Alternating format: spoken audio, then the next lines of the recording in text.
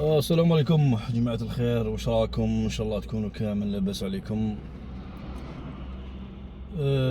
كما بالك سمعتوا بعض الاخبار اللي راهي تتكلم على التدخل الامريكي في الشؤون تاع تونس، ويعني البريزيدون هذاك تاع الامريكان ومام الجماعه تاعو اتاكاو تونس اليوم، وصنفوا باللي تونس دوله يعني ديكتاتوريه ودوله بوليسيه كما قالوا هما. مهم وعلى حسابهم هما حبوا يعاقبوها يعني.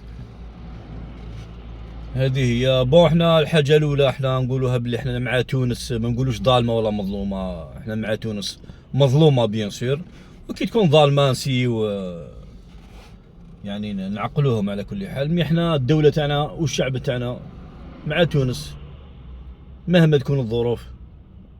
هذه هي الحاجه اللي تقيس الدوله التونسيه والشعب التونسي، ويقيس الجزائريين ويقيس الدوله الجزائريه.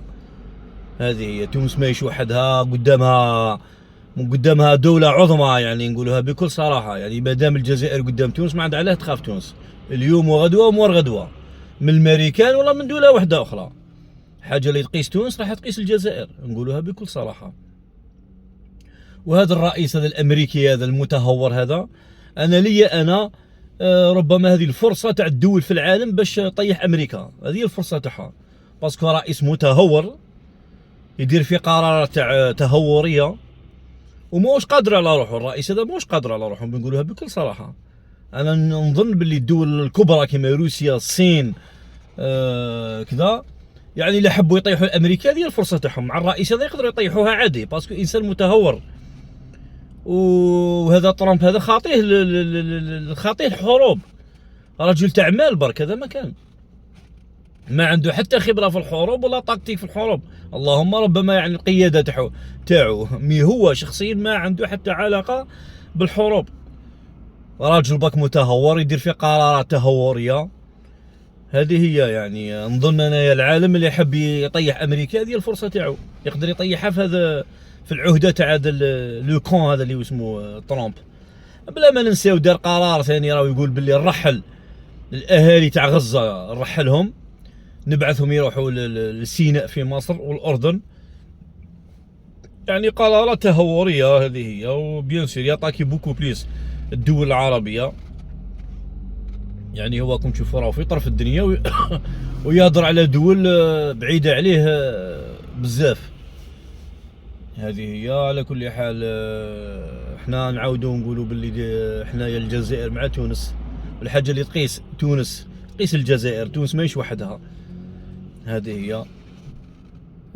وكاينه حاجه نقولها لكم بيان سور، توجور ننبه لكم ليها، هو توجور القوه تاع الدول في العالم المقياس تاعها الجيش، القوه تاع الجيش.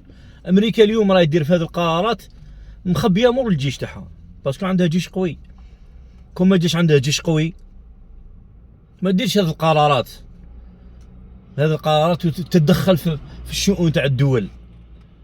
ولهذا نهضروا ونقولوا احنا لازم ثاني الجيش تاعنا نقفوا موراه. وماذا بيه كل ما يكون قوي الجيش كل ما تكون الدوله هذه قويه والشعب هذا يكون قوي. هذه يعني الرساله تاعي اللي نقولها لك، اللي نقولها لكم. على كل حال احنا نقولوا ربي يحمي تونس وربي يحمي بلادنا على كل حال، والدول العربيه خاصه الصديقه لنا. هذه هي يعني حاجه اللي تضر الدول الصديقه لنا راه يضرنا حنايا. هذه وربي يجيب الخير، والسلام عليكم.